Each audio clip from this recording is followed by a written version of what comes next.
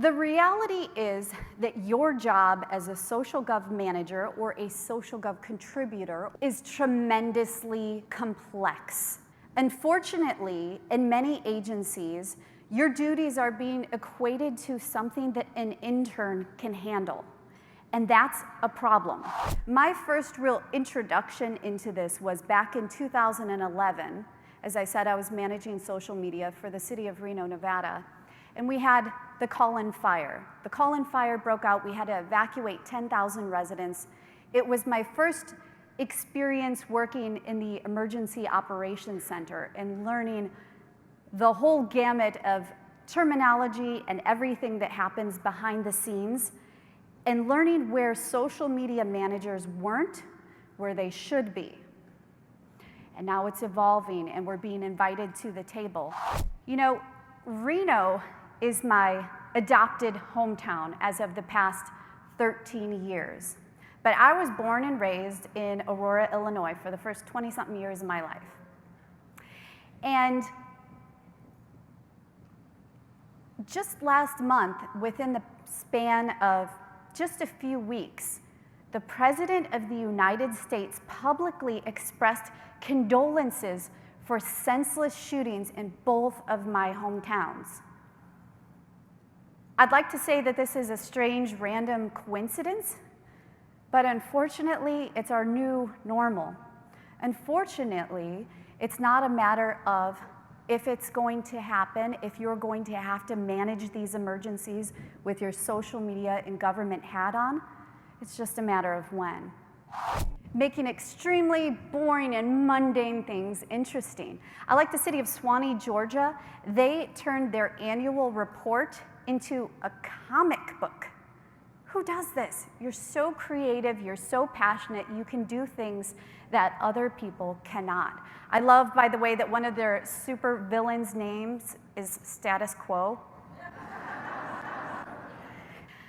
You're so creative that you're experts in coming up with ways for getting people to listen to the important messages that you have to share. Government social media managers have come up with some really, really good ones. For instance, the Massachusetts Department of Transportation, you know those overhead signs where you let people know emergency messages and important reminders on the freeway. I love Massachusetts Department of Transportation says, use your blinker. And you can do this because you know your audiences. You have advanced skills to be able to understand what's going to connect with them and what is going to resonate. In one case, a sign did backfire because people were slowing down so much to read the sign and take selfies and Instagrams and everything. It was right around the Black Panther movie release. Wakanda driver are you? Safety is king. You see somebody Instagramming it. I assume he was the passenger. I hope he was the passenger.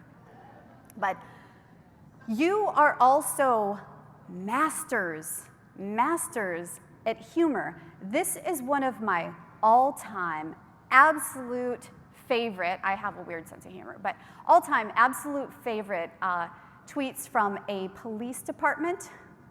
Arrested a 28-year-old man today for stealing a Twilight Saga DVD box set. Store owners suggested making him watch it as punishment.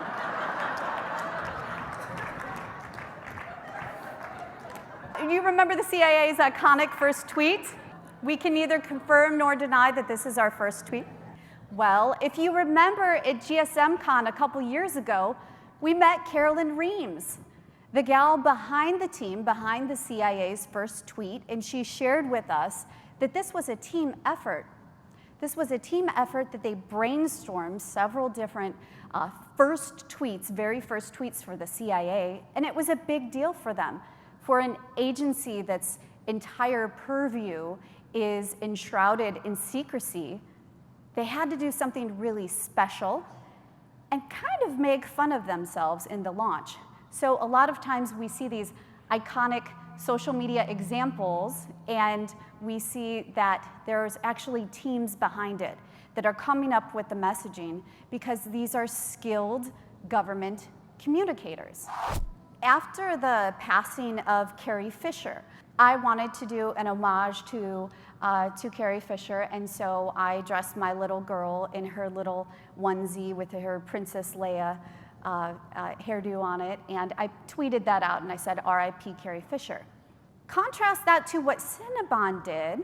R.I.P. Carrie Fisher, you always have the best buns in the galaxy. We know, highly inappropriate. Your boss is going to look at this and see that it's easy to make mistakes on social media. This is a scary thing. Your leadership is going to look at that Cinnabon tweet and say, this is why I'm afraid of our agency being on social media, because this can happen. And you look at this, you can probably say that from my experience and from my training, I know that a tragedy is never, ever an opportunity for product placement, because you have the skills, you have the education, and you're experts. Your role as a social gov manager is highly undervalued. You get to deal with the best of humanity, those situations where the world comes together to unite for various causes, and it's the best possible thing in people. You also deal in this role with the absolute worst in humanity, the most vile, the most repulsive posts that you can imagine. Think about your worst day on social media and what you encountered personally. A lot of times leadership doesn't understand that you are the buffer between your organization and all this stuff, because you have a tremendously important role. Not to even talk about the stress of this role, the stress of being on call 24/7, but not wearing a hat, that you are on-call status. It's just kind of an expectation that you'll manage social media 24/7. Not to mention the stress involved in dealing with emergencies and dealing with communicating on social media during an emergency situation where you're working for 3 days straight and you don't have a backup. The stress is a significant and important factor, and we're not afforded any type of stress management. We're not afforded the opportunity to work from home, to come in late the next day after you're managing social media for the entire night dealing with a crisis.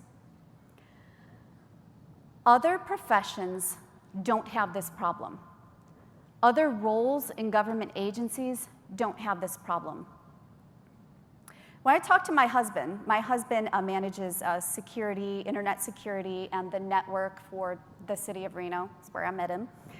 And I asked him the other day, as I was thinking about this conversation, hey babe, because that's how I address him. When you get really overwhelmed at work, which is a lot, when you have too much on your plate, and you go to your boss and you ask her what you can do because you're so overwhelmed, because you have so many priority projects, so many different things coming at you, and does she ever say, I got an idea, let's ask for volunteers from other departments across our agency to see who has time and who's interested to help you out? And he looked at me and he said, What? What are you talking about? No, that is one of the most condescending things that your agencies can do, is ask for volunteers in other departments. I will say that they probably do this out of a genuine concern for you, out of a genuine effort to try to give you the resources you need when the resources aren't there. But it is a pitfall, and it's one of the most condescending things that they can do. How is a lifeguard going to help me in my highly skilled position? I think the problem is they aren't recognizing the skill that's involved in what you do every day. So what can we do? Well, we can elevate the status of the social media manager, not by assuming that the culture will eventually change, but by teaching leadership how to support us. Right now, we're assuming that if we do the best possible job we can, We manage social media so efficiently. We handle every request that comes in. We have a perfect messaging and voice and policies and everything that goes behind the scene. If we train a team of social media content contributors, if we do everything great, one day when we finally have time to do all these things, eventually the culture will change. They'll realize how important my position is, and we'll get those opportunities that we don't have right now for stress release, for higher pay, for an understanding that the job that you do is very, very valuable and important. I don't think the culture is just going to change naturally. I think that we have to start training our agencies how to support us, training them to understand what supporting us even looks like. And what it doesn't look like is asking for volunteers in other departments.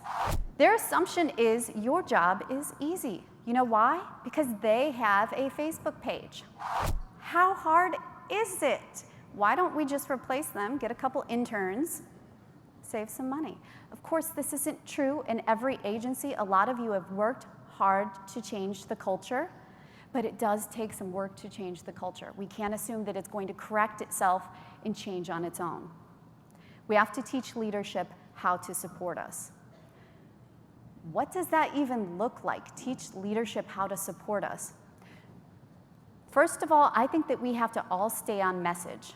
Not just you, every single social media manager in the social gov community, everyone that supports them with software and products, leadership, we all have to stay on message that what we do is extremely difficult. We do a highly complex job. What message can we as a community, as a social gov community, begin to share? Well, here's what you say. You say, this is a difficult, highly skilled profession. I'm here to protect our agency and to share our message, and here's how you can empower me to do so. Talk about how you are here to protect your agency. Talk about how your role is designed to mitigate risk for your agency. Start using words like mitigate risk, and they're like, ooh, important job. It's the truth. I think that we should explain the value that interns can bring to our organization, but I think we should also be clear about the limitations of that role. Interns are great for, they're getting work experience. They do serve a valuable role, and we need people to start somewhere. They're great for creating content and helping to support you in creating content and learning about your organization. But you should never give your keys to your agency over to your intern. And if you do so, you're devaluing your profession. What if we said to that offer about, let me just go ahead and ask for volunteers to help you. What if we said, I appreciate this offer, but what I do is a really skilled profession, and you would never ask me to cover their job. As social media managers in government, we need to communicate the value of our roles. Not only that, the tremendous level of expertise that you have. You are currently undervalued, underpaid. Underpaid. And by teaching your leadership how to support you and what that looks like, that is how we're going to get to, at the end of the day, where we want to be, to have a position that is truly valued in social media and government, and we can get there. Thank you very much, and have a great rest of your day. I appreciate it.